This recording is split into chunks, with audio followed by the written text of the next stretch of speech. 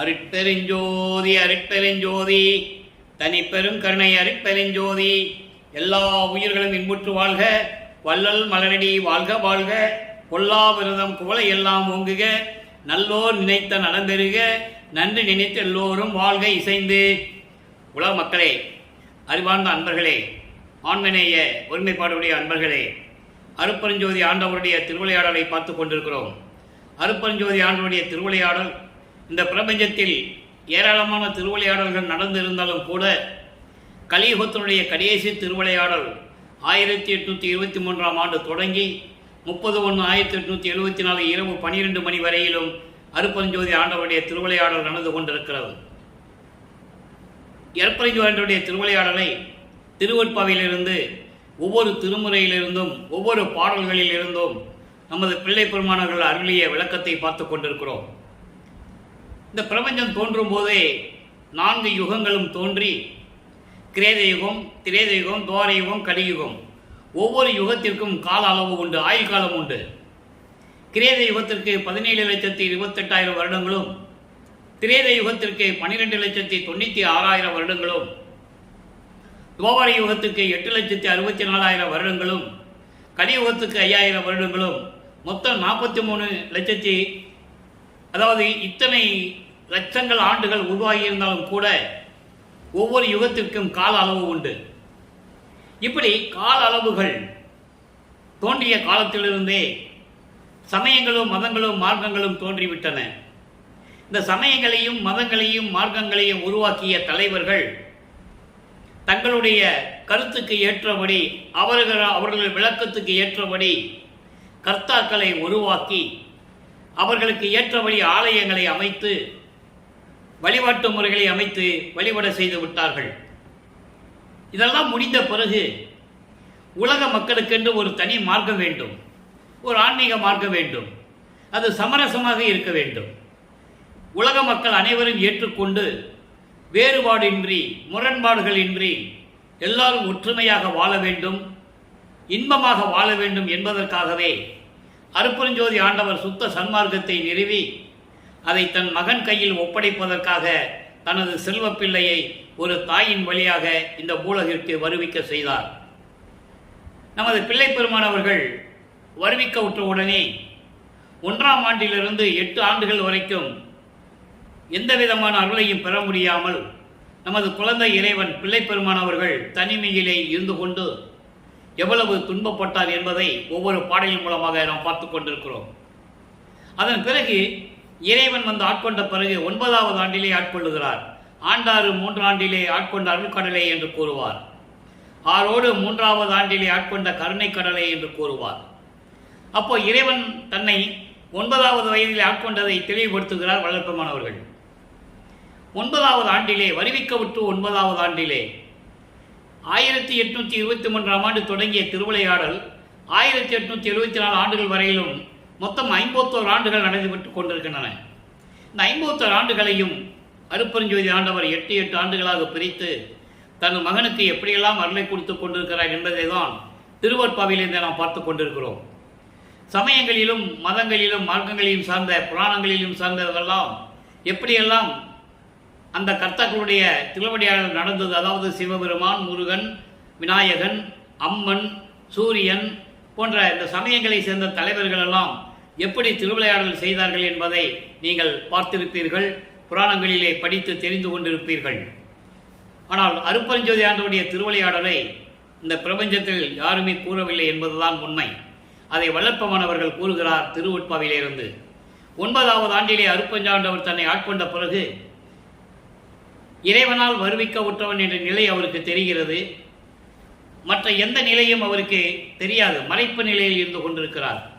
இறைவன் அவர் முன் தோன்றி நீ என்னால் வருவிக்க உற்றவன் என்று கூறி ஞானத்தை கொடுத்துவிட்டு, ஞானம் மட்டும்தான், மெஞ்ஞானம் இல்லை, ஞானத்தை மட்டும் கொடுத்துவிட்டு முன்பருவம் பின்பருவம் காட்டி அருள் செய்வேன் என்று சொல்லி மறைந்து விடுகிறார். அதன் பிறகு பிள்ளை பெருமான் அவர்கள் இறைவனிடம் எப்படி முறையீடு செய்கிறார், ஒவ்வொரு காலகட்டத்திலும் எப்படி இறைவனை வேண்டுகிறார், அதன் பிறகு சுத்த சன்மார்க்கத்தை பெற்ற பிறகு எப்படியெல்லாம் அருளை பெற்றுக்கொண்டார் என்பதை திருவெட்பாவிலிருந்தே பார்த்து கொண்டிருக்கிறோம். 1ஆம் திருமுறையிலே அந்த வகையில் நாம் திருவருள் முறையீடிலிருந்து ஆரம்பித்திருக்கிறோம். திருவருள் முறையீடு மொத்தம் 232 பாடல்களை கொண்டது. இன்று 182வது பாடலை பார்க்கிறோம். ஒவ்வொரு பாடலிலும் இறைவனுடைய நிலையை கூறி, அப்படிப்பட்ட வல்லமை படைத்த இறைவனே, உன்னால் வருவிக்க உற்றவனான் என்ற நிலை தெரிந்தும் கூட எனக்கு ஏன் அருளவில்லை என்று முறையீடு செய்வதை நாம் பார்த்து கொண்டிருக்கிறோம். 182வது பாடல் பதிகம் 6, திருவருள் முறையீடு. அன்பர்களே, ஏன் ஒரு பாடலை சொல்லி திருவிளையாடலை கூறுகிறோம் என்றால், மக்களுக்கு உண்மை நிலையை புரிய வைக்க வேண்டும். மக்களுடைய நிலையை புரிந்து கொண்டு அவர்கள் இறைவனை எப்படியெல்லாம் வழிபட வேண்டும் என்பதையும், அதன் மூலமாக வல்லப்பமானவர்கள் எப்படியெல்லாம் தன்னுடைய நிலையையும் உலக மக்களுக்கு தெரிவிக்கிறார் என்பதையும் உலக மக்கள் புரிந்து கொள்ள வேண்டும். வல்லப்பெருமானை பற்றி வல்லப்பெருமான் அறிவிக்க உற்ற 202 ஆண்டுகள் முடிவடைய நிலையிலும் கூட, அவர் அருட்பெருஞ்சோதி ஆண்டவராகிய 152 ஆண்டுகள் முடிவடைகின்ற நிலையிலும் கூட அவருடைய அருள் வல்லமத்தை, வல்லப்பெருமானுடைய அருள் வல்லமத்தையும், அவர் எப்படியெல்லாம் இறைவனுடைய அருளை பெற்றுக்கொண்டார் என்பதையும் உலக மக்களுக்கு யாரும் தெரிவிக்கவில்லை என்பதனால்தான் நாம் திருவருட்பாவையில் இருந்து இந்த வள்ளலார் ஊழியன் இறைவனுடைய தயவாலையும் கருணையாலையும் இந்த விளக்கத்தை உங்களுக்கு கூறிக்கொண்டிருக்கிறேன். பாடலை கவனிங்க.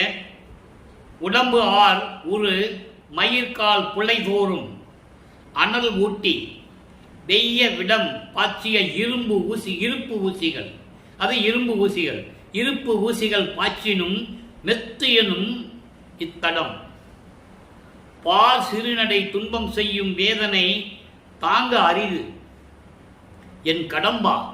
இறைவன் பேரு கடம்பன் என்ற ஒரு பெயர் உண்டு சிவபெருமானுக்கு. என் கடம்பா, நற்பன்னீர் கண்ணா, 12 கண்களை உடைய இறைவனே, இனி என்னை காத்தருளே என்ற பாடல். இந்த பாடலுடைய விளக்கம் பாருங்க. அதாவது உடம்பில் உள்ள மயிர்கால் துளைகள், ரோமம் இருக்கு இல்லையா, அந்த ரோமத்துடைய துளைகள் இருக்கு இல்லையா, அப்படி மயிர்கால் துவாரம் வழியாக நெருப்பில் காய்ச்சிய கொடிய விஷம் தடவிய இரும்பு ஊசிகள் குத்தினாலும் சுகமாக இருக்கும், மெத்தன்று இருக்கும் என்று சொல்லுகிறார். உடம்பில் இருக்கிற மயிர்கால் துளை வழியாக இரும்பை காய்ச்சிய அந்த விஷம் தடைய ஊசிகளை குத்தினாலும் கூட அது மெத்தன்னு இருக்கும், சுகமாக இருக்கும். அதை விட கொடுமையானது என்ன? நல்லா கவனிக்கணும் நீங்க. அதை விட கொடுமையானது இந்த உலக வாழ்க்கையில் படும் துன்பத்தை தாங்க முடியாதது. இதை கூட தாங்கிக்கலாம். இரும்புல காய்ச்சின இரும்பு ஊசிகளை வச்சு அந்த மயிர்கால் துளை வழியாக, துவாரத்தின் வழியாக, ரோமத்தினுடைய துவாரத்தின் வழியாக குத்தினாலும் கூட அது கூட தாங்கிக் கொள்ளலாம், சுகமாக இருக்கும். ஆனால் உன்னால் வருவிக்க உற்று இந்த உலக வாழ்க்கையிலே இருந்து கொண்டிருக்கிறேனே, இந்த நிலையை என்னால் தாங்க முடியாது. என் கடம்பா, என் இறைவனே, 12 கண்கள் உடைய இறைவனே, இனி என்னை காக்க வைக்காதே, என்னை காக்க வைக்காதே, நீ காக்க வந்த அருள் என்று சொல்லுகிறார். என்னை காக்க வைக்காதே, இனிமேல் இந்த துன்பத்தை என்னால் தாங்க முடியாது, விரைவில் வந்து என்னை காத்து அருள வேண்டும், விரைவில் வருவாயாக என்று சொல்லி முறையீடு செய்கிறார். இப்போ வல்லப்பெருமானவர்கள் 2வது எட்டில் இருந்து கொண்டிருக்கிறார். வருவிக்கவற்ற 1வது ஆண்டிலிருந்து 8 ஆண்டுகள் வரைக்கும் என்ன நிலை நடந்தது என்பதை உலகியலிலே நீங்கள் தெரிந்திருக்கலாம். கூறுவார்கள், அங்கே மருதூரிலே இருந்து சின்னக்காமனம் சென்றது, அதன் பிறகு சென்னைக்கு சென்றது. சென்னையிலே 8 ஆண்டுகள் வரைக்கும் இவர் எந்த பாடசாலையிலும் கல்வி கற்கவில்லை, இவரால் இருக்க முடியவில்லை, மனம் ஒரு நிலையில் இல்லை. நல்லா புரிஞ்சுக்கணும் நீங்க. இவர் வேணும்னு பாடசாலைக்கு போகாம இல்லை, போனாரு, இருக்க முடியல, மனம் ஒத்துக்கல. அங்க இறைவன் திருவிளையாடல் செய்கிறார், அதுக்காக ஒரு தனி இடம் தேடுகிறார். அப்போதான் கந்த ஓட்டத்திலே போய் அமர்கிறார். அப்ப அந்த காலத்தில் கந்த ஓட்டம் என்பது சென்னையிலே ஒரு முருகன் கோயில் இருக்கிற இடம், அங்க அமைதி நிலவும் அந்த காலகட்டத்தில். அங்க போய் அமர்ந்து இருக்கிறார். இப்படிதான் 8 ஆண்டுகளும் நடந்து கொண்டிருக்கிறது. இதனால் வீட்டிலே பேசுகின்ற ஏளன பேச்சுகளையும் தாங்கிக் கொண்டு அந்த குழந்தை, தெய்வ குழந்தை, நமது பிள்ளைப்பெருமானவர்கள் அவமானங்களை தாங்கிக் கொண்டு அப்படியே 8 ஆண்டுகள் வரைக்கும் இருந்து கொண்டிருக்கிறார். அதன் பிறகு ஒரு அறையிலே உட்கார்ந்து கொண்டு இறைவனை வேண்டுகிறார். 9வது ஆண்டிலே இறைவன் வந்து ஆட்கொள்ளுகிறார். அப்போ வல்லப்பெருமானவர்கள் 2வது எட்டில் இருக்கிறார். 9வது ஆண்டிலிருந்து 16 ஆண்டுகளுக்குள் என்ன நடந்தது என்பதை தான் 1ஆம் திருமுறையும் 2ஆம் திருமுறையும் உருவாகிறது. இப்போ 13வது ஆண்டு தொடக்கத்தில் இவருக்கு ஞானம் கிடைத்த பிறகு திருவொற்றியூர் செல்லுகிறார். தியாகராஜ பெருமானை வழிபட வேண்டும், அவரிடம் வழிபட்டு எப்படியாவது அருளை பெற வேண்டும் என்று திருவொற்றியூர் செல்லுகிறார் நமது குழந்தை இறைவன் வல்லப்பெருமான் அவர்கள். மனம் அங்கே சொல்லுது. அருட்பெருஞ்சோதி ஆண்டவர் உள்ளத்தை தூண்டி விடுகிறார். இவர் திருவொற்றியூர் செல்லுகிறார். அங்கே நடந்ததுதான் 2ஆம் திருமுறை உருவாகிறது. மொத்தம் 1207 பாடல்கள், 113 பதிகங்கள். இதுவரையில் நாம் 20 பதிகங்களை பார்த்திருக்கிறோம். 20 பதிகங்களிலும் திருவொற்றியூரிலே எப்படியெல்லாம் தியாகராஜ பெருமானை வழிபட்டார் என்பதையும், அதன் பிறகு திருமுல்லை வாயில் சென்று மாசிலாமணி மாசிலாமணி என்று உருகி பாடியதையும், எப்படியெல்லாம் முறையீடு செய்து அருளை பெற வேண்டும் என்று கூறியதையும், திருவள்ளி தாயத்திலே சென்று இறைவனை வழிபட்டதையும் எல்லாம் நாம் பார்த்து விட்டோம். 21வது பதிகம் நெஞ்சோடு நேர்தல் என்ற பதிகத்தில் இருக்கின்ற பாடலை பார்த்து கொண்டிருக்கிறோம். இன்று 7வது பாடல். நெஞ்சோடு நேர்தல் என்பது மனம் ஒரு நிலையில் இல்லாமல் அலைந்து கொண்டிருக்கும் போது மனதிடம் சொல்லுவது. அதான் நெஞ்சோடு நேர்தல். மனதோடு பேசுவது. மனதோடு பேசுவது. பேசும்போது இறைவனுடைய நிலையை சொல்லுவது. அதை தான் பார்த்து கொண்டிருக்கிறோம். நல்லா கவனிங்க. இல்லை உண்டு என எய்தி, இல்லை உண்டு என எய்தி ஐயுறும் கல்லை ஒத்த என் கண்ம நெஞ்சமே, கர்மம் பிடித்த மனமே சொல்றாரு. கல்லு போன்று கல் இறுகிய மனம் கொண்ட கர்மம் பிடித்த நெஞ்சமே, நான் சொல்லுவதை கேள். ஒல்லை ஒற்றியூர் உற்றி வாழ்த்தியே நல்லை, நல்ல கவனிக்கணும். நல்லை நல்லை நல்லைனா நல்லைனா நல்லது நல்லது. நீ நட்பின் மேலேயே என்று சொல்கிறார். நட்பின் இலக்கணம் என்னவென்றால் நீ இறைவனை வணங்க வேண்டும் என்று சொல்லுகிறார். இதனுடைய பொருள் பாருங்க. இறைவன் இருக்கின்றானா இல்லையா என்ற சந்தேகத்துடன் இருக்கும் என் கல்மனம் கொண்ட கொடிய கர்மமான நெஞ்சமே, மனமே, அதான் உண்டா இல்லையான்னு கேட்கிறார். மனதிடம் சொல்லுகிறார். இறைவன் இருக்கிறானா இல்லையா என்று சந்தேகத்துடன் இருக்கின்ற கல் போன்ற இறுகிய மனம் கொண்ட கர்மம் படைத்த என் மனமே, திருவொற்றியூர் விரைந்து சென்று இறைவனை வணங்கினால் நல்லதே நடக்கும். அதுதான் நல்லது. நீ அப்படி நடந்தால் நீ நட்பின் இலக்கணமாக அமைவாய், இறைவனுக்கு பொருத்தமானவனாக நீ இருப்பாய் என்று சொல்லி மனதிடம் சொல்லுகிறார். இதனுடைய உள்கருத்து என்னவென்றால், மனம் ஒரு நிலையில் இல்லாமல் மனம் அலைவாய்ந்து கொண்டிருக்கிறது. இறைவன் அருள் கிடைக்குமா கிடைக்காதா? இப்படிப்பட்ட நிலையில் மனதோடு பேசுவது போல இந்த பாடலை நமக்கு அருளி இருக்கிறார்கள். ஆக இறைவன் இருக்கின்றானா இல்லையா என்ற நிலையில் நான் மனம் ஒரு நிலை இல்லாமல் அலைந்து கொண்டிருக்கிறேன். இந்த நிலையை இருந்து கொண்டு வல்லப்பெருமானவர்கள் 2ஆம் திருமுறையிலே நமக்கு அருளி இருக்கிறார்கள். ஆக வல்லப்பெருமானவர்கள் இப்போ 2வது எட்டில் இறைவனுடைய அருளை எந்த விதமான அருளையும் பெற முடியவில்லை. 16 ஆண்டுகளுக்கு வரைக்கும் அவருக்கு இந்த நிலை தொடர்கிறது. அதன் பிறகு 3வது எட்டில் அடியெடுத்து வைக்கிறார். 3ஆம் திருமுறை உருவாகிறது. 3ஆம் திருமுறை மொத்தம் 19 பதியங்களை கொண்டது. இதுவரை 16 பதியங்களுடைய விளக்கங்களை 15 பதியங்களுடைய விளக்கங்களை பார்த்திருக்கிறோம். 235 பாடல்களை கொண்டது. ஒவ்வொரு பதிகத்திலும் ஒவ்வொரு பாடலிலும் இறைவனிடம் போய் எப்படியெல்லாம் வேண்டுகிறார், இறைவனிடமிருந்து எந்த அருளையும் பெற முடியவில்லை, மனம் குழப்பத்தில் இருந்து கொண்டிருக்கிறார். அதைவிட இந்த உலகிலே இருக்கின்றவர்கள் அவரை எப்படியெல்லாம் ஏளனாக பேசுகிறார்கள் என்பதையும், அவர் எப்படியெல்லாம் வருத்தப்பட்டு கொண்டிருக்கிறார் என்பதையும் ஒவ்வொரு பாடலிலும் நமக்கு அருளி இருக்கிறார்கள்.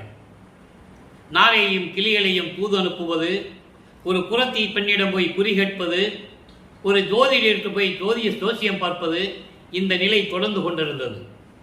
அதற்கு 16வது பதிகத்திலே அருள் பெருமிதம், திருவருள் பெருமிதம் என்ற பதிகத்திலே நாம் பார்த்து கொண்டிருக்கிறோம். 4வது பாடல். திருவருள் பெருமிதம் என்பது இறைவனுடைய அருளை பெருமையாக கூறுவது. ஒரு செவிலித்தாய் தன் மகளிடம் கூறுவது போல தன்னை ஒரு தலைவியாகவும் இறைவனை தலைவனாகவும் வர்ணனை செய்து உள்ளத்தை தோழியாக வர்ணனை செய்து இந்த பாடலை அருளியிருக்கிறார்கள். நயம்படவும் எவ்வளவு உருக்கத்துடனும் இந்த பாடலை அருளியிருக்கிறார்கள் என்பதை நாம் பார்த்து கொண்டிருக்கிறோம். பாடலை நல்லா கவனிங்க. ஒரு செவிலி தாய் தன்னுடைய மனக்குமுறலை மகளிடம் சொல்லுகிறார். அதனுடைய மைய கருத்தினுடைய விளக்கம் இந்த பாடலை பார்த்த பிறகு நம்ம சொல்லலாம். முதல்ல பாடலுடைய விளக்கத்தை பார்ப்போம். நடம்கொள் கமல சேவடியார் நலம் செயர் ஒற்றிநாதர் அவர் தடம்கொள் மார்பில் மணிப்பனியை தரிப்பார். நமக்கு என்று எண்ணினையால் படம்கொள் பாம்பே, பாம்பு என்றால் படையும் நடுங்கும், பார்த்ததில்லையோ? இடம்கொள் மயல் கொண்டு எது பெறுவாய், ஏழையடி நீ என் மகளே என்று ஒரு செவிலித்தாய் என்பது மனதை உருவகப்படுத்தி மனம் எப்படி சொல்லுகிறது, இதை உலக மக்களிடம் எப்படி தெரிவிப்பது என்ற நிலையில் இந்த பாடலை நமக்கு அருளியிருக்கிறார்கள். பாடலுடைய பொருள் பாருங்க. அம்பலத்திலே இருந்து கொண்டு அருள் நடனம் செய்து கொண்டிருக்கின்ற செந்தாமரை மலர் போன்ற திருவடிகளை கொண்ட இறைவன், வளம் சூழ்ந்த நீர்நிலைகளும் பூஞ்சோலைகளும் எழில் மிகுந்த திருவற்றிலே இருக்கின்ற இறைவன் அவர் மார்பிலே பாம்புகளை அணிந்து கொண்டு இருக்கின்றவர். இப்படியெல்லாம் இருந்தால் நமக்கு என்ன என்று நீ நினைக்க வேண்டாம் மகளே, நமக்கென்ன என்று நீ நினைக்க வேண்டாம். பாம்பு என்றால் படையும் நடுங்கும் என்பதை நீ கேட்டதில்லையோ? யாரும் சொல்லி நீ கேள்விப்பட்டதில்லையோ? பார்த்ததில்லையோ? இப்படிப்பட்ட இறைவனிடம் நீ இடைவிடாது காவல் கொண்டு என்ன செய்ய போகிறாய்? ஒன்றும் தெரியாத விவரம் தெரியாத பெண்ணாக இருக்கிறாயே என் மகளே என்று சொல்லி இந்த பாடலை நமக்கு அருளியிருக்கிறார்கள். பாடலிய மைய கருத்து என்றால் உலக மக்கள் அவரை கேட்கிறார்கள். இப்படியெல்லாம் இருக்கின்ற இறைவன் என்று நீ சொல்லுகிறாயே, இத்தனை ஆண்டுகளாக நீ திருவொற்றியூர் சென்று என்ன பலன் கண்டாய்? நல்லா புரிஞ்சுக்கணும். நீங்க என்ன பலன் கண்டாய்? திருவொற்றியூருக்கு என்று இறைவன் என்று சொல்லுகிறாய், அம்பலத்திலே அருள்நடனம் செய்து கொண்ட இறைவன் என்று சொல்லுகிறாய், மார்பிலே பாம்புகளை அணிந்து கொண்ட இறைவன் என்று சொல்லுகிறாயே, என்ன பலன் காணப்போகிறாய்? என்ன பலனை கண்டாய் என்று எல்லாரும் என்னை கேட்டு ஏளனம் செய்கிறார்கள். இந்த நிலையில் நான் இருந்து கொண்டிருக்கிறேன் என்று சொல்லி இந்த பாடலை நமக்கு அருளியிருக்கிறார்கள். ஆக 3வது 8 என்பது 3/24. நமது பிள்ளை பெருமானவர்கள் 24 ஆண்டுகள் வரையிலும் இறைவனை பற்றி முறையீடு செய்வது, பாடுவது, திருவொற்றியூர் செல்லுவது, திருமுல்லை வாயில் செல்லுவது, திருவள்ளித்தாயத்துக்கு செல்லுவது, இந்த நிலை தொடர்ந்து கொண்டே இருக்கிறது. இப்போ வல்லப்பமானவர்கள் 4வது 8 இருந்து கொண்டிருக்கிறார். 4/8/32. 25வது ஆண்டிலிருந்து 32 ஆண்டுகளுக்குள் என்ன நடந்தது என்பதை நாம் ஒவ்வொரு பதிகத்திலிருந்தும் 4ஆம் திருமுறையிலே பார்த்து கொண்டிருக்கிறோம். அன்பு மாலையை பார்த்தோம், 1வது பதிகம். 2வது பதிகம் அருட்பிரகாச மாலையிலே 100 பாடல்களை பார்த்து விட்டோம். 3வது பதிகம் இருக்கிறது, அது அப்புறம் பேசுவோம். ஏனென்றால் 1வது பதிகத்திலே மகாதேவ மாலையை பற்றி சொல்லும்போதுதான் பிரசாத மாலையை சொல்ல வேண்டியிருக்கும். இப்போ 4வது பதிகத்தை பார்க்க போகிறோம், ஆனந்த மாலை. இப்போ பிரசாத மாலையிலே அருட்பிரகாச மாலையில் நாம் என்ன பார்த்தோம் என்றால், 27வது ஆண்டில் வல்லப்பெருமான்கள் வருவிக்கப்பட்டு 27வது ஆண்டில் வல்லப்பெருமானுக்கு வயது இல்லை. அவர் ஒவ்வொரு யுகத்திலையும் இருந்தவர்.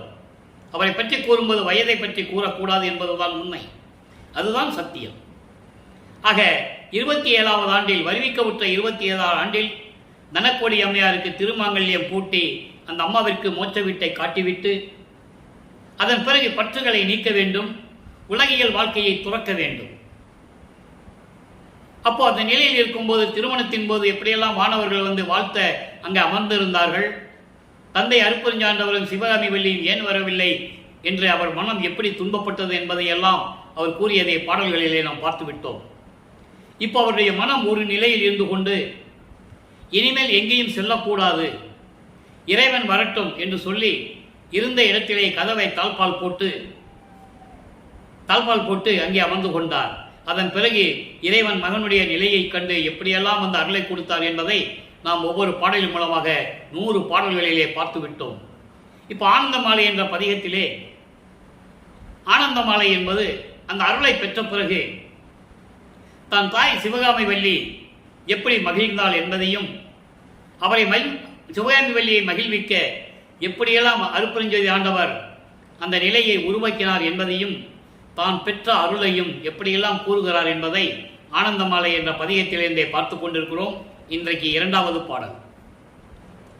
இதில் நான் ஏற்கனவே கூறியது போல சிவகாமி வள்ளியை பற்றி, அந்த அம்மாவுடைய அருளை பற்றி எந்த பாடல்களிலும் அவர் முழுமையாக கூறவில்லை, பாடவில்லை. அப்போ அந்த நிலையில் இருக்கும்போது சிவகாமி வள்ளியினுடைய அருளை எப்படியெல்லாம் ஒவ்வொரு பாடலிலே கூறுகிறார் என்பதையும், அவருடைய அருளை எப்படியெல்லாம் பெற்றுக்கொண்டவர்கள் யார் யார் என்பதையும் எல்லாம் பாடலிலே கூறுவார். இன்று திருஞான சம்பந்தரை பற்றி கூறுவார். நல்ல கவனிங்க. சம்பை மறைக்கொழுந்து. சம்பை என்பது சீர்காழிக்கு ஒரு பெயர் உண்டு. சம்பை என்பது சீர்காழி என்று பொருள். சீர்காழிக்கு சம்பை என்று ஒரு பெயர் உண்டு. சம்பை என்பது சீர்காழி. சம்பை மறைக்கொழுந்து மகிழ தர அமுதம் கொடுத்தாள். தர அமுது கொடுத்தாள். தயவு உடையாள், என்னுடையாள், சர்வ சக்தியுடையாள், செண்பகப்பொன் மேனியினால், செய்ய மலர் பதத்தாள், சிவகாமி வள்ளி பெருந்தேவி உள்ளம் கழிப்ப.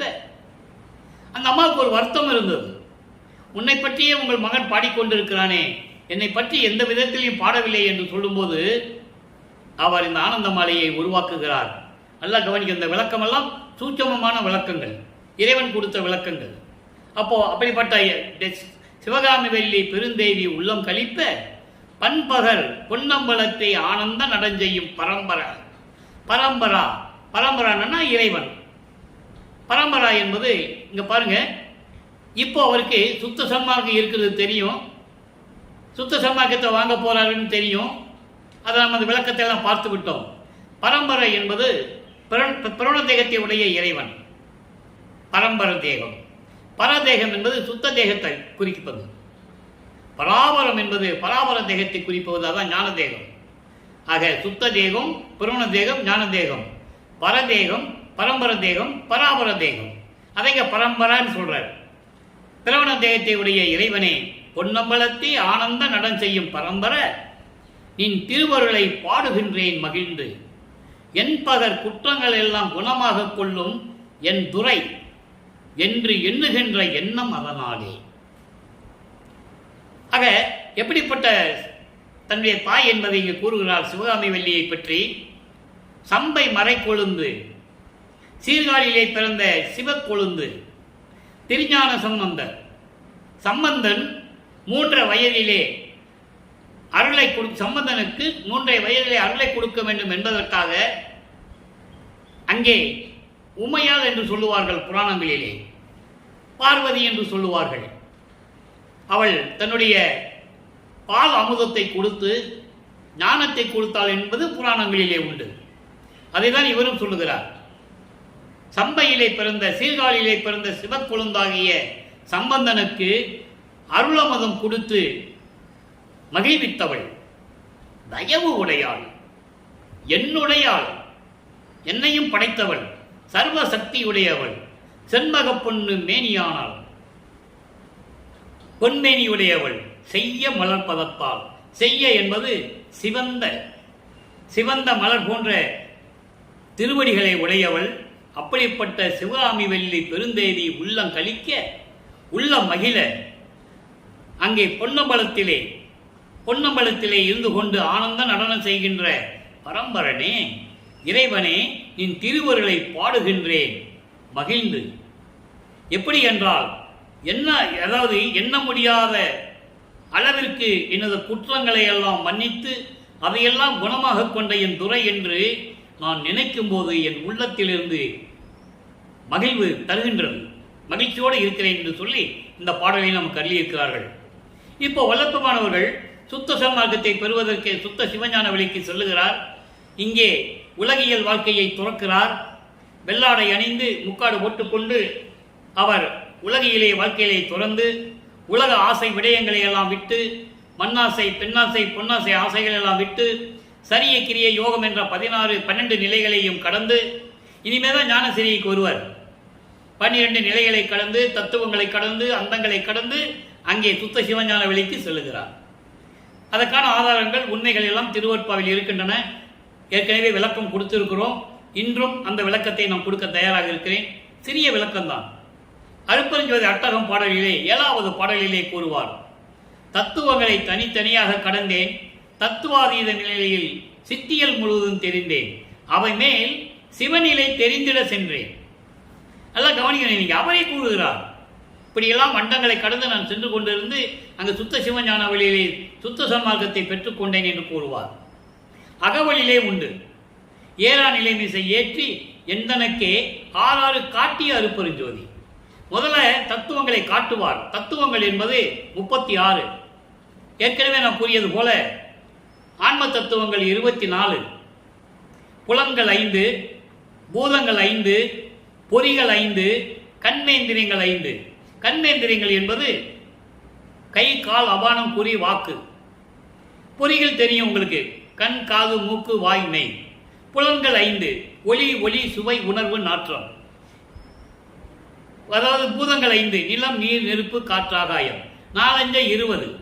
அந்த கரணங்கள் 4, மனம், புத்தி, சித்தம், அகங்காரம். இந்த 24 தத்துவங்கள் ஆன்ம தத்துவம், பிரம்ம தத்துவம் என்று பெயர். இந்த 24 தத்துவங்களை தான் படைத்து இதை பிரம்மனிடம் கொடுக்கிறார். படைக்கும் தொழிலை கொடுத்து பிரம்மனுக்கு கொடுக்கிறார். அதுக்கடுத்து வித்யா தத்துவம் 7, திருமால் தத்துவம் 7, காலம், நியதி, கலை, வித்தை, அராகம், புருடன், மாயை. அடுத்து சிவ தத்துவம், ஈஸ்வர தத்துவம் 5, விந்து,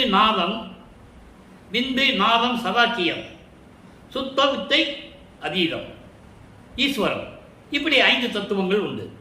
ஆக இந்த 24 பிளஸ் ஒரு 12 36 தத்துவங்கள் இப்படியெல்லாம் கடந்து சென்று எல்லாவற்றையும் மேலாக இருக்கின்ற இறைவனே என்று சொல்லி இறைவனிடம் பாடுகிறார். ஆக இதெல்லாம் கடந்து சென்று அங்கே சுத்த சிவஞான வழியிலே சுத்த சன்மார்க்கத்தை பெற்றுக்கொண்டு பூலோகத்திற்கு திரும்பி வரும்போது கருங்குழியிலே உறைவிடமாக கொள்ளுகிறார். இந்த விளக்கத்தில் நம்ம பார்த்துட்டோம். அங்கே 9 ஆண்டுகள் இருந்தால் அதன் பிறகு அங்கே இருந்து அவர்களிடமிருந்து விடைபெற்றுக் கொண்டு இப்போ தர்மசாலையிலே உறைவிடமாக இருந்து கொண்டிருக்கிறார். இப்போ வல்லப்பமான அவர்கள் 6வது எட்டில் இருந்து கொண்டிருக்கிறார். 5வது எட்டிலே தான் எல்லாமே அவர் பெற்றது. சுத்த சன்மார்க்கத்தை பெற்றது, அருள்களை எல்லாம் பெற்றது, ஏம சித்தியை பெற்றது, சாகா கல்வியை கற்றது, தத்துவங்களை நிக்கிரம் செய்தது. ஏம சித்தி, சாகா கல்வி, தத்துவங்களை நிக்கிரம் செய்தது. இதெல்லாம் 40 ஆண்டுகளுக்குள் முடிந்து விட்டது. 5வது எட்டுக்குள் முடிந்து விட்டது. இனிமே கடவுள் நிலை அறிந்து அம்மயமாகக்கூடிய நிலையில் இருந்து கொண்டிருக்கிறார். எல்லா சக்தியையும் பெற்றுவிட்டார். இன்னும் சில வேலைகள் இருக்கிறது. தர்மசாலையிலே இருந்து கொண்டு ஜீவர்களுக்கு பசியாற்றி கொண்டிருக்கிறார்கள் வல்லப்பமானவர்கள். அப்போ உத்தரஞான சிதம்பரமாலை உருவாகிறது. இனிமேல் இந்த பெருவழியிலே சபையை சத்தியஞான சபையை நிறுவ வேண்டும். இந்த நிலையெல்லாம் வரும்போது பின்னால் நம்ம அந்த விளக்கத்தை எல்லாம் பார்க்க போகிறோம். இப்போ தர்மசாலையில் இருந்து கொண்டு இறைவனுடைய நிலையை எப்படி கூறுகிறார் என்பதையும், தன்னுடைய உடன் இருந்தவர்கள், கூட இருந்தவர்கள், சுற்றி இருந்தவர்கள் எல்லாம் என்ன செய்து கொண்டிருந்தார்கள் என்பதையும், அந்த ஏளன பேச்சுகளை எல்லாம் எப்படி தாங்கிக் கொண்டிருந்தார் என்பதையும் தலைவி வருந்தல் என்ற பதிகத்திலே நமக்கு அருளியிருக்கிறார்கள். அங்கிருந்து பார்க்கிறோம். 6ஆம் திருமுறை தலைவி வருந்தல் 7வது பாடல். தலைவி என்பது தன்னை தலைவியாகவும் இறைவனை தலைவனாகவும், அதாவது கணவனாகவும், இறைவனை கணவனாகவும் தன்னை மனைவியாகவும் வர்ணனை செய்து எப்படியெல்லாம் இந்த பாடலை நாம் அருளியிருக்கிறார்கள் என்பதை தான் ஒவ்வொரு பாடலின் மூலமாக நாம் பார்த்து கொண்டிருக்கிறோம். அன்னம் உண்ண அழைத்தனர். நல்லா கவனிக்கணும். இந்த சூட்சமத்தை நீங்க புரிஞ்சுக்கணும். அன்னம் உன்னை அழைத்தனா உலகியல் விளக்கம் என்ன சொல்லுவாங்க? சாப்பிட என்ன கூப்பிட்டாங்க, அதானே நூல் விளக்கம். அப்படி அல்ல, அது விளக்கம் வேறு. அன்னம் உள்ள அழைத்தனர், நான் ஆடும் மலரடி தேன் அருந்துகின்றேன் என உரைத்தேன். வல்லப்பெருமானவர்கள் வருவிக்க உற்றதிலிருந்து ஒரு தாயின் கருவறையிலே, அதாவது சின்னையம்மாருடைய கருவறையிலே இருக்கும்போது, பிண்ட வடிவத்திலே அங்கே இருக்கும்போது, உபசாரத்தால் பெற்ற தாய் என்பால் ஒருத்தியின் கருவறையிலே நான் இருக்கும்போது எவ்வளவு அருமையாக கூறியிருப்பார் தெரியுமா? எனக்கு பசி என்று நான் நினைக்கும் போது என் தந்தை அருட்பெருஞ்சோதி ஆண்டவர் அருள் அமுதம் ஊட்டினார் என்று சொல்லுவார். ஒரு தாயின் கருவறையிலே ஒரு குழந்தை இருக்கும்போது உலகத்தினுடைய இயற்கையினுடைய தன்மை, உண்மை, ஒரு தாய் உணவறிந்தனால் தாயின் அணுகிய அந்த உணவு தான் அந்த குழந்தைக்கு அந்த குழாய் வழியாக போகும். இது உலகத்தில் இருக்கிற இயற்கை. ஆனால் வல்லற்பமானவர்களுக்கு அப்படி அல்ல. அருட்பெருஞ்சோதி ஆண்டவர் அருளமுதம் ஊட்டினார். அதை பின்னாளிலே பாடல்களிலே கூறுவார். அந்த விளக்கத்தை நாம் பார்த்திருக்கிறோம். தேவைப்படும் போது இந்த பாடல்களிலே வரும்போது அந்த விளக்கத்தை மீண்டும் நாம் சொல்லுவோம். அதன் பிறகு 9வது ஆண்டிலிருந்து 24 ஆண்டுகளுக்கு வரைக்கும் அவர் உண்ட உணவெல்லாம் அமுதமாயிற்று என்று சொல்லுவார். அப்போ அவருக்கு தத்துவ சித்தி கிடையாது. பார்க்கிறவங்களுக்கு சாப்பிட்ற மாதிரி தெரியும். ஆனால் அந்த சாப்பாடு அவருக்கு அமுதமானது அவருக்கு தெரியாது. அதன் பிறகுதான் தெரியும். பாடலிலே கூறுகிறார், நாம் முன்னாளில் உண்ட உணவெல்லாம் அமுதமாயிற்று என்று கூறுவார். அதை இங்கு குறிப்பிடுகிறார். என்னை அன்னம் உண்ண அழைத்தனர், நான் ஆடும் மலரடித்தேன் அருந்துகின்றேன் என உரைத்தேன். அதனாலோ அன்றி என்னுயிர் நாயகனோடு நான் அணையும் இடம் எங்கே என்று உரைத்தேன். இதனாலோ எதனாலோ அறியேன், துண்ணும் நெறிக்கு ஒரு துணையாம் தோழி மனம் கசந்தாள். தோழி என்பது பாங்கி, பாங்கி என்பது தோழி, தோழி என்பது மனம். மனமே அவருக்கு ஒத்துக்க மாட்டேன்னு சொல்றார். துணிந்து எடுத்து வளர்த்தவளும் சோர்ந்த முகமானாள். வளர்த்த தாய் சிவகாமி வள்ளி ஒரு குழந்தையை, ஆண்மகனை பெற்றெடுத்து தாய் உள்ளம் கொண்ட இறைவன் என்று கூறுவார். நீயே என் தந்தை அருளுடையாய் என்னை நேர்ந்து பெற்ற தாயே. தந்தையும் தாயும் நீதான் என்று கூறும்போது இறைவனுடைய அருளால் பெற்றெடுத்தவர் என்று பொருள். நான் ஏற்கனவே விளக்கம் கொடுத்திருக்கிறேன்.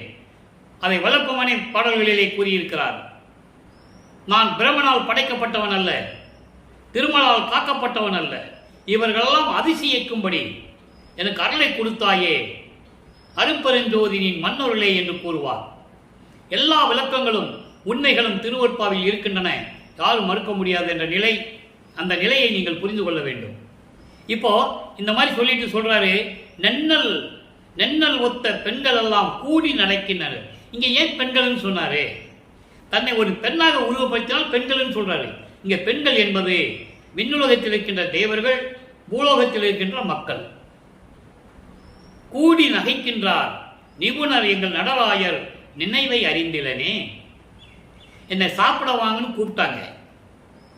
நான் சொன்னேன், என்னுடைய நாயகனுடைய திருவிளையாடல் செய்கின்ற திருவடி இருக்கிறதே, அந்த மலர்த்தேன், அந்த அருளை நான் அருந்துகின்றேன், அருள் அமுதத்தை நான் அருந்துகின்றேன் என்று நான் சொன்னேன். ஒத்துக்குவார்களா யாராவது? இவர் இறைவனுடைய மகன் சொல்லல, யார்த்தையும் சொல்லவும் முடியாது. கடைசியில் சொல்லுவாரு. இந்த நிலையில் பாடல்களை பாடியதை யாரும் நம்பவில்லை. கூட இருந்தவர்களும் சரி, அவரை சுற்றி இருந்தவங்களும் சரி, யாருமே ஏதோ பாடுறார், ஏதோ பண்றார், எங்கேயோ போறார், 6 மாசம் 3 மாசம் கழிச்சு திரும்பி வருவார். அப்படியே தான் அவரை நினைச்சாங்க. மக்களிடம் அதான் சொன்னாங்க. யாராவது கேட்டா வள்ளலார் எங்கேயா போனாரு, ராமலிங்கம் எங்க போனாரு, ராமலிங்க அடிகளார் எங்க போனாரு கேட்டா யாருக்கு தெரியும்? யாருக்கு தெரியும்? எங்கேயோ போயிருப்பார், வருவார், இப்படி தானே சொன்னாங்க. ஆனால் அவரு இதனால் தான் நான் வேண்டும் என்று சொல்லுகிறேன் என்று சொல்லி என்னை ஏளனமாக பார்த்தார்கள் என்று குறிப்பிடுகிறார். உணவு சாப்பிட வாங்க சாப்பிடலான்னு சொல்லும்போது எனக்கு சாப்பாடு தேவையில்லை, இறைவனுடன் அருளமுதம் அறிந்து கொண்டிருக்கிறேன் என்று நான் சொன்னேன். அதனால் மட்டுமல்ல, அந்த ஒரு வார்த்தையால் மட்டுமல்ல, என் உயிர் நாயகனோடு நான் அணையும் இடம் எங்கே என்று உரைத்தேன். எனது நாயகன் இருக்கிற என் கணவர், என் தலைவர், அவரோடு நான் சேர்கின்ற இடம் எங்கே என்று நான் சொன்னேன், கேட்டேன். அதுதான் சித்திவளாகம் மேட்டுக்குப்பம். அது கடைசி கிளைமேக்ஸ். 3 வருஷம் இருக்கும்போது இப்போ 48வது ஆண்டுக்குள்ள இருக்கிறாரு. அந்த கடைசி 3 வருஷம் 51 வருஷத்துல 48 போச்சுன்னா 3 வருஷம். அதான் இங்கே கிளைமேக்ஸ். அதை முன்கூட்டியே கூறுகிறார். நான் எங்கே என் கணவரோடு சேரப்போறேன் என்று நான் கேட்டேன். அதனாலோ எதனாலோ தெரியல எனக்கு, ஏன்னா யாரும் நம்பல அவரை. அப்போ அந்த நிலையில் இருக்கும்போது துண்ணும் நெறிக்கு ஒரு துணையாம் தோழி மனம் கசந்தார். பழகுவதற்கு இனிமையான என் தோழியாகிய எனது மனம் ஒத்துக்கொள்ளவில்லை. மனம் கசந்தாள், மனமே ஒத்துக்கொள்ளவில்லை. காரணம், அதன் பிறகு துணிந்து எடுத்த வளர்த்தவளும், என்னை அன்போடு பரிவோடு ஆசையோடு என்னை வளர்த்த சிவகாமி வள்ளியும் என் அம்மையாரும் இதே போன்று பாராமுகமாக இருந்தால் சோர்ந்த முகமானார். இப்படிப்பட்ட ஒரு நிலையில் நேற்று சொன்னது போல, அதான் நென்னல் சொல்றாரு. நென்னல்லாம் நேற்று சொன்னது போல, நேற்று பாடலை பார்த்தோம்ல, அதை கூறுகிறார். நேற்று சொன்னது போல இந்த பெண்கள் எல்லாம் கூடி என்னை நகைக்கின்றார் என்று சொல்கிறார். இங்கே பெண்கள் என்பது மக்கள். விண்ணுலகத்திலே தேவர்களும் இங்கே இருக்கின்ற மக்கள் எல்லாம் என்னை கூடி கைகுட்டி சிரித்து ஏளனமாக பேசுகிறார்கள். நான் என்ன செய்வேன்? இவங்கெல்லாம் இருக்கட்டும், எனது ஆண்டவன் இறைவன் அருட்பெருஞ்சோதி ஆண்டவர், அவருடைய நினைவை நான் அறிந்திலேனே, அவர் என்ன நினைக்கிறார் என்று எனக்கு தெரியவில்லையே என்று சொல்லி இந்த பாடலை நாம் கருதி இருக்கிறார்கள். நண்பர்களை நீங்க நல்லா புரிஞ்சுக்கணும். பாடல் என்பது ஏன் பாடலை சொல்லி நம்ம திருவிளையாடல் சொல்றோம்னா, பாடலில் அந்த உண்மைகள் இருக்கிறது. அவரை அப்படிதான் மக்கள் நினைத்துக் கொண்டிருந்தார்கள். அன்றைய காலகட்டங்களில் சமயங்களும் மதங்களும் மார்க்கங்களும் சூழ்ந்த நிலையில் இதெல்லாம் சொன்ன யார் நம்புவாங்க? யாரும் நம்பல. ஏன்னா கூட இருந்தவர்களும் சரி, சுத்தி இருக்கின்றவங்களும் சரி, எல்லாமே சமயங்களிலும் மதங்களிலும் மார்க்கங்களிலும் இருந்து கொண்டிருக்கிறார்கள். தங்களுடைய பெயர்களுக்கு பின்னால் ஜாதி பெயரை போட்டுக் கொண்டிருக்கிறார்கள். முதலியார் என்றும், பிள்ளையார் என்றும், செட்டியார் என்றும், ஐயர் என்றும், இப்படி ஜாதி பெயர்களை போட்டுக் கொண்டிருக்கும் போது இவரை யார் நம்புவார்கள்? அந்த மனநிலையை உலகத்தை தெரிவித்துக் கொண்டிருக்கிறார்.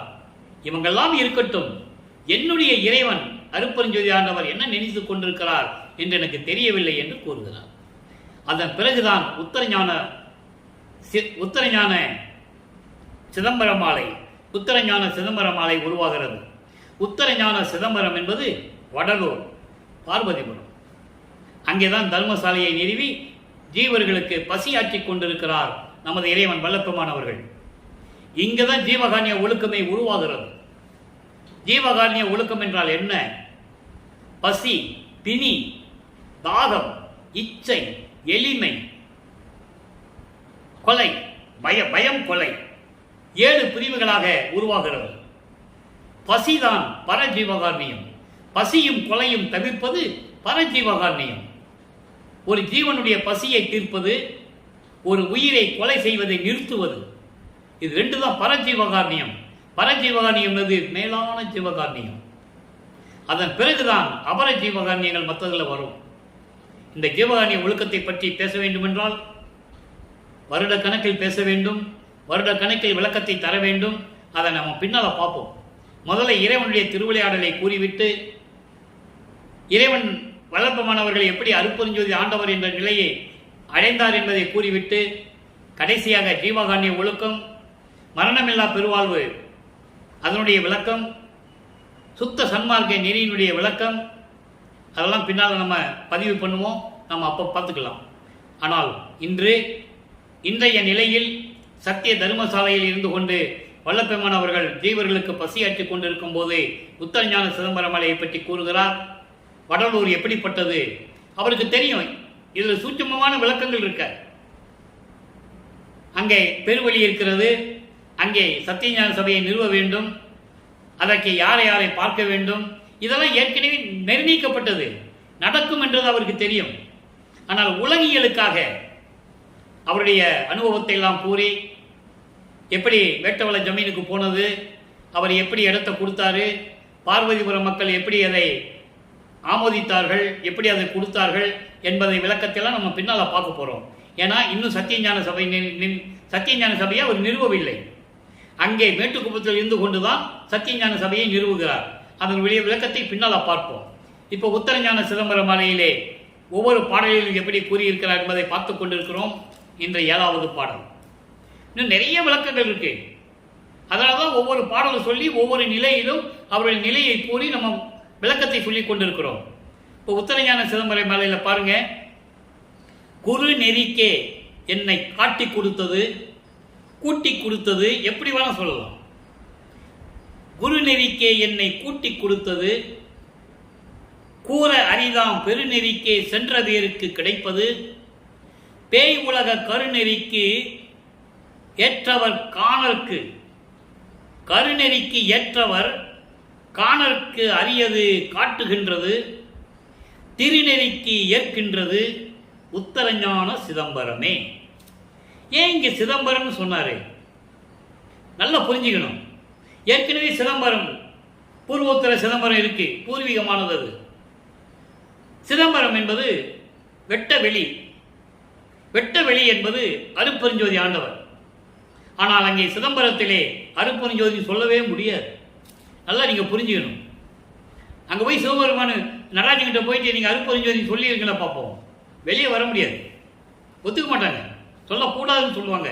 நான் அனுபவப்பட்டவன், அந்த அனுபவத்தை தான் கூறுகிறேன். எல்லாம் ஒன்று தான். நம்ம ஆளுகளே சொல்லுவான் சுத்த சமாதி நடராஜன் ஒன்று தான்ப்பா, நடராஜன் அருட்பெருஞ்சோதி ஒன்று தான்பாங்க. ஒன்றுன்னா ஏன் அருட்பெருஞ்சோதி சொல்ல முடியல? கேள்வி வருது இல்லை? சொல்லணும்ல, மக்களுக்கு பதில் சொல்லணும்ல. வல்லற்பெருமான் சொல்லுகிறார்.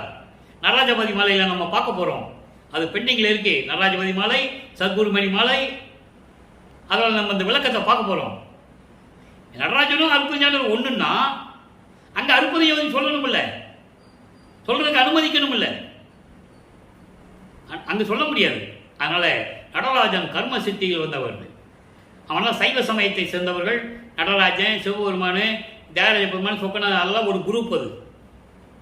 ஆக அப்படி இருக்கும்போது உத்தரஞான சிதம்பரம் சொன்னார். மக்களுக்கு ஒரு இங்கே உத்தரஞான சிதம்பரம் ஒரு நிலை வேண்டும், இங்கே ஒரு சத்தியஞான சபை வேண்டும். அதுக்காக தான் முதலே சொல்றாரு உத்தரஞான சிதம்பரம் சொல்றாரு. இப்போ இந்த பாடலை பார்த்துட்டோம்ல, விளக்கம் பாருங்க. குரு நெறிக்கு என்னை கூட்டி கொடுத்தது. குரு நெறி என்பது கொல்லா நெறி. அருட்பெருஞ்சோதியுடைய குரு என்பது அருட்பெருஞ்சாண்டவர். குரு நெறி என்பது இறைவனுடைய கொல்லா நெறி. எந்த உயிரையும் கொல்லக்கூடாது. கொல்லா நெறியே குருவருள் நெறி என பல்கால் எனக்கு பகிர்ந்த மெய் சிவமே. மெய் சிவம் என்பது அருட்பெருஞ்சோதி. எவ்வளவு அழகா சொல்றான்னு நீங்க புரிஞ்சுக்கணும். கொல்லா நெறியே குருவருள் நெறி என பல்கால் எனக்கு பகந்த மெய் சிவமே. பல தடவைகள் மகனே, இது கொல்லா நெறிதான் உண்மையான குரு நெறி என்று எனக்கு உரைத்த, எனக்கு சொன்ன மெய் சிவமே அருட்பெருஞ்சோதியே என்று சொல்லுவார். இந்த கொல்லா நெறியை பற்றி வல்லபெருமான் அழகான சில பாடல்களை கூறுவார். அதையும் கூற நான் கடமைப்பட்டிருக்கிறேன். பாட்டினுடைய விளக்கம் மட்டும் சொல்லிட்டு போறது நமது நோக்கம் அல்ல. அழகாக சொல்லுவார். கொல்லா நெறியை கொல்லா விரதம் தன்னை கொண்டார் தம்மை, கொல்லா விரதம் தன்னை கொண்டார் தம்மை தல்லானை. நான் எந்த உயிரிலை கொல்ல மாட்டேன் என்று இருக்கின்றவர்களை, அந்த விரதம் பூண்டவர்களை இறைவன் தள்ளிவிட மாட்டான். கொலையும் புலையும் தள்ளாரை தள்ளுவானை. கொலையும் புலையும் தள்ளாதவர்களை இறைவன் அருளை கொடுக்க மாட்டான். இறைவன் வந்து சேரமாட்டான் அவர்கள் உள்ளத்தில்.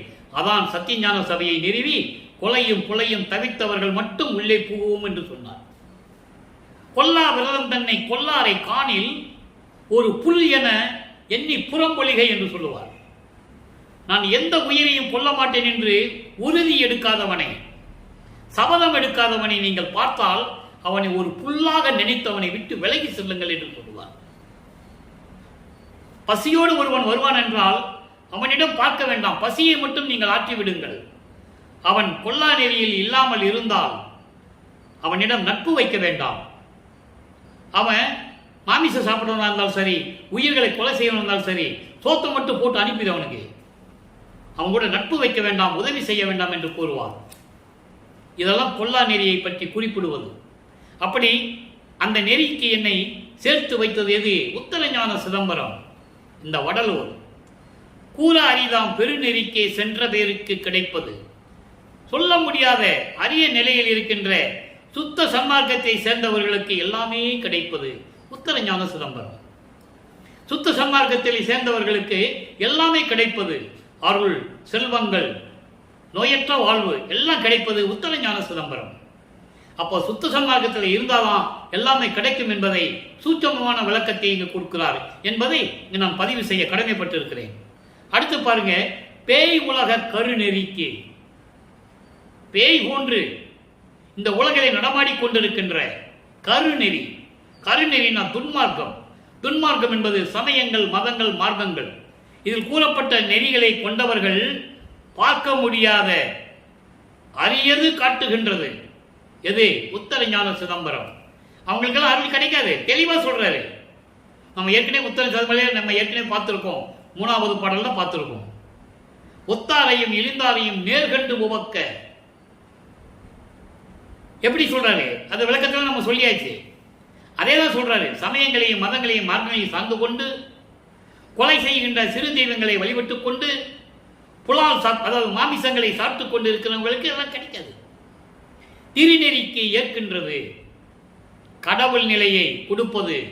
கடவுள் நிலை என்பது மரணமில்லா பெருவாழ்வை கொடுப்பது உத்தரஞான சிதம்பரம், வடலூர்.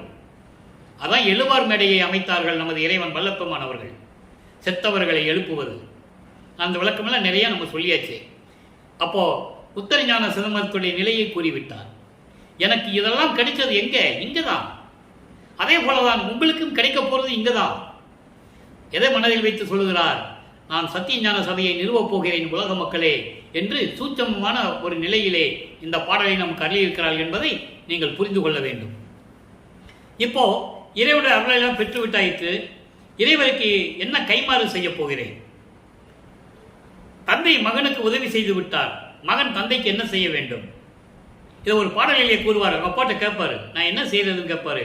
நீ ஒன்றும் செய்ய வேண்டாம் மகனே, என் மனம் மகிழும்படி நான் இட்ட கட்டளையெல்லாம் பணிகளை எல்லாம் நீ செய்து கொண்டு எனக்கு மன நிறைவாக நீ இருந்து கொண்டிருக்கிறாய், அதுவே எனக்கு போதும் என்று கூறுவார்.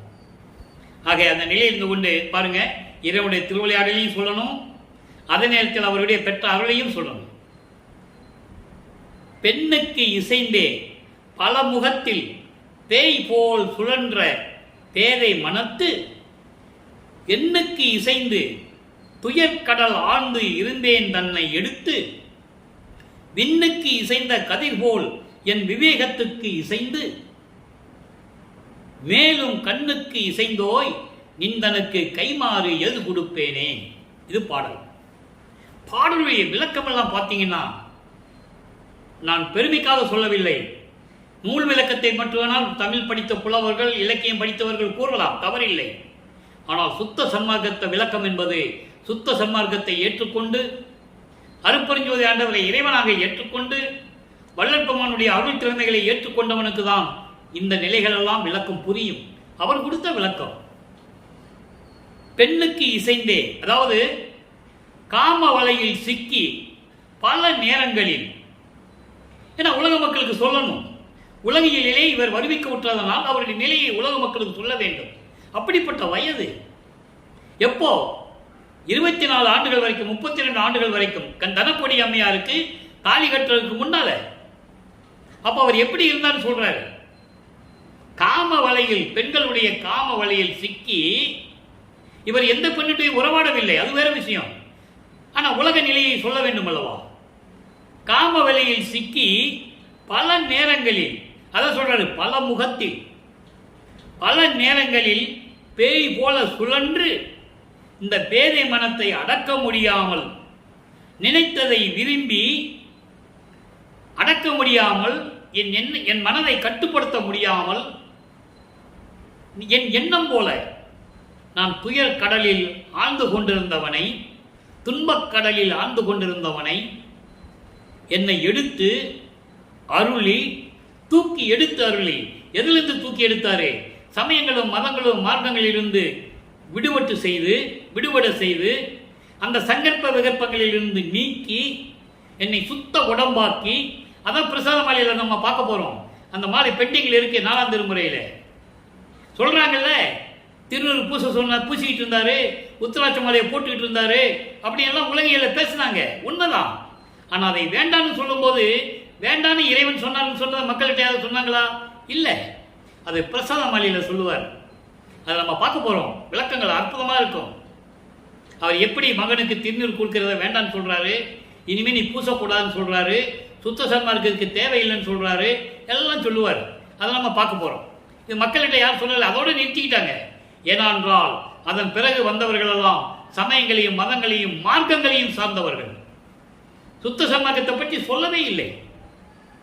யாராவது சொல்லியிருந்தாங்கன்னா நீங்க எனக்கு தெரியப்படுத்துங்க, நான் தலை வணங்குகிறேன், சொன்னவர்களுடைய காலில் விழுந்து மன்னிப்பு கேட்கிறேன். பிரசாத மாலையில் சொல்லுவார். அதை நம்ம பார்க்க போறோம். ஆக இந்த நிலையில் இருக்கும்போது துயர் கலந்து ஆழ்ந்து இருந்தேன் தன்னை எடுத்து அருளி எல்லாவற்றையும் நீக்க செய்து வானுக்கு உயரமான பிடித்த ஒளி போல, அருப்பெருஞ்சோதி போல என் உள்ளத்திலே இருந்து என் விவேகத்துக்கு இசைந்து என் அறிவினில் கலந்து, என் அறிவினில் கலந்து, விவேகத்தை இசைந்துனா என் அறிவில் கலந்து விஞ்ஞானத்தை கொடுத்து மேலும் என் கண்ணில் கலந்து விட்டாய். கண்ணுக்கு இசைந்தோய். என் கண்ணில் கலந்தவனே என்று சொல்லுவார். என்னில் கண்மணியே, என் கண்ணுள் கலந்த இறைவனே என்று சொல்லுவார். அதன் கண்ணுக்குள் இசைந்தோய். கண்ணுக்குள் இசைந்தோய் என்பது விரும்பி என் கண்ணுக்குள் கலந்த இறைவனே, அருப்பெருஞ்சோதியே, நிந்தனக்கு ஏது கைமாறு செய்ய போகிறேன் என்று கூறி இந்த பாடலை நாம் கருளியிருக்கிறார்கள். அடுத்த பதியத்தில் பாருங்க, அடுத்த ஸ்டெப் வர பொன் வடிவப்பேறு 12வது பாடல். நல்ல கவனிங்க. அவ்வியம் தீர் உள்ளத்து அறிஞரெல்லாம் கண்டு உவக்க. அவ்வியம் என்பது முரண்பாடுகள், வேறுபாடுகள். இது எங்க இருக்கும்? சமயங்களிலும் மதங்களிலும் மார்க்கங்களில் இருக்கும். சுத்த சன்மார்க்கத்தில் சத்தியமாக இருக்காது. வேறுபாடுகள், முரண்பாடுகளே கிடையாது. சிவபெருமான் சொல்லுவான், நடராஜன் கோயிலில் போய் சிவபெருமான் சொன்னா ஒத்துக்க மாட்டான். நடராஜன் தான் சொல்லணும். சொக்கநாதன் கோயிலில் போய் நடராஜனே தியாகராஜ பெருமானே அப்படின்னு சொன்னா ஒத்துக்க மாட்டான். சொக்கநாதன் சொல்லியா? ஆக முரண்பாடுகள், வேறுபாடுகள். சுத்த சன்மார்க்கத்தில் ஒரே இறைவன் அருப்பெருஞ்சோதி ஆண்டவர், அவ்வளவுதான். ஆக அவ்வியம் தீர் உள்ளத்து அறிஞரெல்லாம் கண்டு உவக்க. பொறாமை நீங்கிய உள்ளம் கொண்ட அறிஞர்கள் எல்லாம் அவர்களுடைய உள்ளம் மகிழ செவ்விய சன்மார்க்கம் சிறந்தோங்க. செவ்விய சன்மார்க்கம் ஒப்பற்ற நிலையில், அருள் நிலையில் இருக்கின்ற சுத்த சன்மார்க்கம் சிறந்து ஓங்க ஒவ்வி விரைந்து வந்து என் உள் கலந்து. ஒவ்வினா முழு சம்மதத்துடன், விருப்பத்துடன் விரைந்து வந்து என் உள்ளத்தில் கலந்து மெய்யே மெய்யாக நிறந்து நின்றாய். ஒன்றாய் நிறந்து ஒன்றாய் நின்றான் நிலத்து. இந்த பூலோகத்திலே என்னை வருவைக்க செய்து, சமயங்களிலும் மதங்களிலும் மார்க்கங்களில் இருக்க செய்து, அதனுடைய சங்கற்ப விகற்பங்களில் ஈடுபட செய்து, என்னை திருநீறு பூச செய்து, உத்திராட்ச மலையை போட செய்து, அதன் பிறகு இதை வேண்டாம் மகனே என்று சொல்ல வைத்து, முரண்பாடுகள் இல்லாத உள்ளம் கொண்ட அறிஞர்களை கண்டு மகிழும்படி என்னை வழி நடத்தி, அற்புதமா சொல்றாரு, என்னை வழி நடத்தி செவ்விய சன்மார்க்கம் சிறந்தோங்க, இறைவனுடைய சுத்த சன்மார்க்கம் சிறந்து விளங்க வேண்டும் என்பதற்காக முழு விருப்பத்துடன் விரைந்து வந்து என் உள்ளே கலந்தான். என் உள்ளத்தில் உட்கார்ந்து உள்கலந்து மெய்யே மெய்யாக, இயற்கை உண்மையாகவும் இயற்கை உண்மையின் விளக்கமாகவும். மெய் என்றால் இயற்கை உண்மை, மெய்யாக என்பது இயற்கை உண்மையின் விளக்கம். அதான் சத்து சித்துன்னு சொல்லுவார். சத்து என்பது இயற்கையின் உண்மை, சித்து என்பது இயற்கை உண்மையின் விளக்கம். அந்த இயற்கை உண்மை விளக்கம் தான் கடவுள் விளக்கம். அப்படி இரண்டு நிலையாக இருந்து கொண்டு என் உள்ளத்திலே ஒன்றாக கலந்து நிரந்தரமாக இருந்தாய். இந்த பூலோகத்தில் நின்று கொண்டிருந்தான் என் இறைவன், என் உள்ளத்திலே கலந்து கொண்டான் என்று கூறுகிறார். இதான் பொன் வடிவ பேரு. அடுத்து பாருங்க, பேரடைவு. நான் ஏற்கனவே சொன்னேன் இல்லையா, சுத்த சன்மார்க்கத்தை வாங்குறதுக்கு விண்ணுலகத்துக்கு போனாரு. அங்க மகனை அருப்பஞ்சாண்டவர் வரவேற்கிறார். அங்கே இருக்கின்ற சத்தியஞான சபையை அமர வைத்து எப்படி மணிமுடி சூட்டி எப்படி அருளை கொடுக்கிறார் என்பதை நான் ஏற்கனவே விளக்கம் கொடுத்ததை இந்த பாடலிலே நீங்கள் கண்டுகொள்ளலாம். தூங்கலை மகனே, நல்லா கவனிக்கணும். ஏன் தூங்காதுன்னு சொல்றாரு? மகன் கிட்ட அருப்பஞ்சாண்டர் ஏன் தூங்க வேண்டாம்னு சொல்றாரு? இறைவனுக்கு தூக்கம் இருக்கக்கூடாது. துரியாதீதம் கடந்து துரியாதீத நிலையில் இருக்கின்ற அறிந்துயல், அந்த நிலையில தான் மகன் இருக்கணும். தூங்காதே மகனே என்பது அவர் ஏற்கனவே தூக்கத்தை கெடுத்தவன் இறைவன், தூக்கத்தை கெடுத்து என்னை ஆட்கொண்டான் என்று கூறுவார் வள்ளற்பெருமான். பல இடங்களிலே உண்டு. ஏன் தூக்கத்தை கெடுத்தாரே? மகனை தூங்க விடக்கூடாது. இவர் அறியாம படுத்திருந்தா கூட தூங்க விட மாட்டாரு. நல்லா கவனிக்கணும் நீங்க. ஏனால் தூங்கக்கூடாது, பசி இருக்கக்கூடாது, உடம்பு எந்நேரம் கற்பூர மனம் வீசணும், மல்லிகை மனம் வீசணும். இந்த நிலைகள் எல்லாம் உண்டு. அதான் சொல்றாரு, தூங்கலை மகனே, தூங்காதே மகனே, எழுக நீ விரைந்தே தூய நீர் ஆடுக துணிந்து. சீக்கிரம் நீ தூங்க வேண்டாம், நீ சீக்கிரம் எந்திரிச்சு புனித நீராடி மங்கள நீராடி வா. அப்படி சொல்றாரு. பாங்குற ஓங்கும் மங்கள கோலம் பண்போடு புனைந்து கொள் கடிகை. நீங்க எல்லாரும் வளர்ப்பமான முக்காடு போட்டு வெள்ளையாடை புனிதனை நீங்க பார்த்துருப்பீங்க.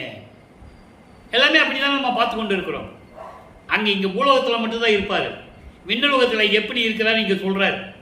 அங்க அப்பா மகன் கிட்ட சொல்றாரு, இந்த ஆடையெல்லாம் கலைந்து விட்டு பட்டாடை புத்தாடை அணிந்து அணிகலன்களெல்லாம் போட்டு கிரீடம் சூட்டி மங்கள கோலத்துடன் வா மகனே, உனக்கு அருப்பெருஞ்சோதி வடிவை உனக்கு தரப்போகிறேன் என்று கூறுகிறார். 2.5 கடிகையில். 2.5 கடிகை என்பது 2.5 நாளிகை, 1 மணி நேரம். அதான் சொல்றாரு இங்கே, இங்கு 2.5 ஒளி திருவிரிவை எழில் உற மனம் புரிவிப்பாம். மனம் புரிவிப்பாம் என்பது உனக்கு கொடுக்க போகிறேன், உனக்கு கொடுக்க போகிறேன். ஏங்கலை, இனிமேல் நீ எந்த சந்தேகம் வேண்டாம், நீ ஏக்கமே கொள்ள வேண்டாம். இதை ஏன் சொல்றாரு ஏங்கலைன்னு என் தந்தை கூறினார். ஏங்கலை இது நம் ஆணை கான் என்றார்.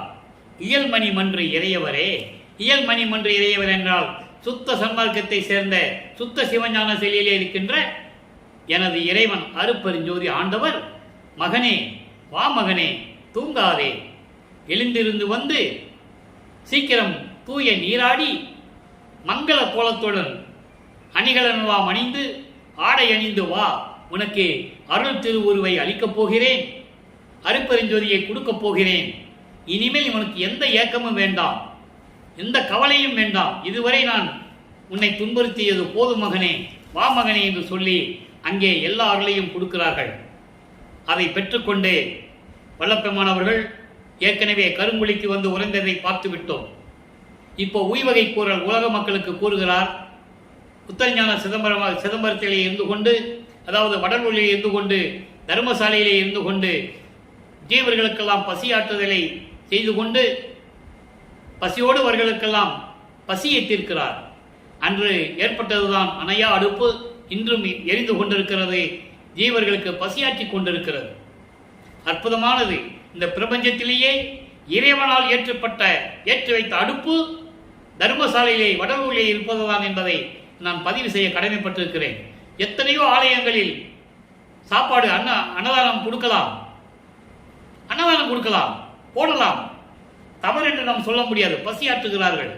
ஆனால் இறைவன் கையால் பசியாற்றியது வடலூரிலே என்பதை நீங்கள் புரிந்து கொள்ள வேண்டும். இப்போ உலக மக்களுக்கு என்ன சொல்லுகிறார்? உய்வகை கூறல். உலக மக்கள் மேன்மடைய வேண்டும் என்றால் உலக மக்கள் என்ன செய்ய வேண்டும்? இன்று அந்த பதிகத்திலே 9வது பாடல். நல்ல கவனிங்க. 6 கோடியாம் சமயங்கள். நான் ஏற்கனவே சொல்லியிருக்கேன், கோடி என்பது வகைகள். 6 கோடி சமயங்கள் என்பது 6 வகையான சமயங்கள். சைவம், வைஷ்ணவம், கௌவாரம், சௌரம், காணாபத்தியம், சாகதம்.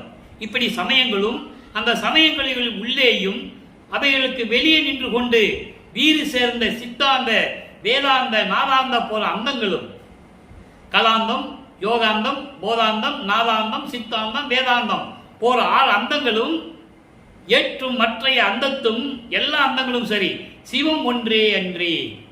எல்லாமே இறைவன் தான், அருப்பெருஞ்சோதி ஆண்டவர் இல்லாமல் நான் வேறு கண்டிலே, எனக்கு வேறு எதுவும் தெரியாது, எல்லாமே அருப்பெருஞ்சோதி தான். நீங்கள் பெரியவர்களே, உலக மக்களே, நீங்கள் யாராவது இது தவறை நீங்கள் பார்த்திருந்தால் என்னிடம் சொல்லுங்கள் என்று கூறி இந்த பாடலை நாம் கருளியிருக்கிறார்கள்.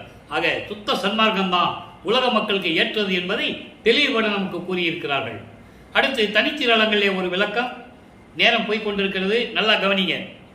ஓங்கும் அன்பர் எல்லோரும் உள்ளே விழித்து நிற்க தூங்கிய எந்தனை எழுப்பி. நான் ஏற்கனவே சொல்லியிருக்கேன், தூங்காத மகனேன்னு சொல்லுவாரு. தூங்கிய என்னை எழுப்பி அருள் தூய பொருள் வாங்குக என்று என்பால் வலிய கொடுத்து அமுதம் பாங்குற நின்று ஊட்டினாயே எந்தா இனி மாண்பதுவே. எல்லாரும் முடிச்சிட்டு இருக்காங்க, எப்ப இறைவன் அருள் கிடைக்கணும், எங்க விண்ணுலகத்துல. ஆனால் என்னை மட்டும் சொல்லுகிறார், தூங்காத மகனே என்று சொல்லி என்னை தட்டி எழுப்பி சீக்கிரம் வா, உனக்கு அருப்பெருஞ்சோதியை கொடுக்க போகிறேன் என்று சொல்லி என்பால் வலிய கொடுத்து எனக்கு சுத்த சன்மார்க்கத்தையும் கொடுத்து அருளமதும் ஊட்டினாயே என்று கூறுகிறார். இதுதான் உன்னுடைய மாண்பு இறைவா என்று சொல்லுகிறார். இறுதியாக ஒரே ஒரு விளக்கம். மெய்யருள் வியப்பு 25வது பாடல். நல்ல கவனிங்க. எனக்குள் நீயும் உனக்குள் நான்கும் எனக்குள் நீயும் உனக்குள் நானும் இருக்கும் தன்மையே இன்று காட்டி கலக்கம் தவிர்த்து கொடுத்தாய் நன்மையே. தனக்கு உள்ளது தன் தலைவனுக்கு உள்ளது என்று அறிஞர்கள் சொல்லுவார்களே, சரியென்று எண்ணி எனது மனது கழித்து வெல்லுவதே. அதாவது உலகில் சொல்லுவாங்க, அப்பனம் போலதான பிள்ளை இருப்பான்னு சொல்லுவாங்க. அதே மாதிரி பெண்களை சொல்லும்போது அம்மா போலதான பொண்ணு இருக்குன்னு சொல்லுவாங்க. அதே போல தலைவனுக்கு இருக்கின்ற தன்மைதான் மகனுக்கும் இருக்கும் என்று சொல்லி அறிஞர்கள் எல்லாம் சொன்னார்களே, அதை எண்ணி நான் மகிழ்ந்து கொண்டிருக்கிறேன். எப்படி? எனக்குள் நானும், அதாவது எனக்குள் அருட்பெருஞ்சாண்டவரும் அவருக்குள் நானும் இருந்து ஒன்றாகி இருந்தோமே, அதை இன்று காட்டி கொடுத்தாயே உலக மக்களுக்கு. அதை என்ன சொல்லுகிறார் என்றால், தந்தையை போலதானே மகன் இருப்பான், தலைவன் போலதானே தொண்டன் இருப்பான். அதான் சொல்றாரு, தனக்கு உள்ளது தன் தலைவனுக்கு ஆனது என்று அறிஞர்கள் எல்லாம் சரி என்று எண்ணி, அவர்கள் சொன்னதெல்லாம் சரி என்று எண்ணி எனது மனம் மகிழ்ந்து கொண்டிருக்கிறது என்று சொல்லி இந்த பாடலை நாம் கருதியிருக்கிறார்கள். எனவே இறைவனுடைய திருவிளையாடலையும் வல்லற்பெருமான் பெற்ற அருளையெல்லாம் நாம் பார்த்து விட்டோம். நீங்களும் பார்த்து கண்டு மகிழ்ந்து இறைவன் அருளை பெற்றுக்கொள்ளுங்கள். மகாமந்திரம் கூறுங்கள். அருட்பெருஞ்சோதி அருட்பெருஞ்சோதி தனிப்பெருங்கண்ணை அருட்பெருஞ்சோதி மகாந்தரத்தை பெற்று இறைவனுடைய அருளையும் செல்வங்களையெல்லாம் பெற்று இந்த வையகத்தில் நீங்கள் வாழ்வாங்கு வாழ வேண்டும் என்று இறைவனுடைய தயவாலையும் கண்ணையாலை விடைபெறுகிறேன். இந்த வள்ளலார் ஊழியன். மீண்டும் நாளை சந்திப்போம். நன்றி, வணக்கம். நாளையும் இறைவனுடைய திருவிளையாடல் தொடரும். கண்டு மகிழ்ந்து இறைவனுடைய அருளை பெற்றுக்கொள்ளுங்கள்.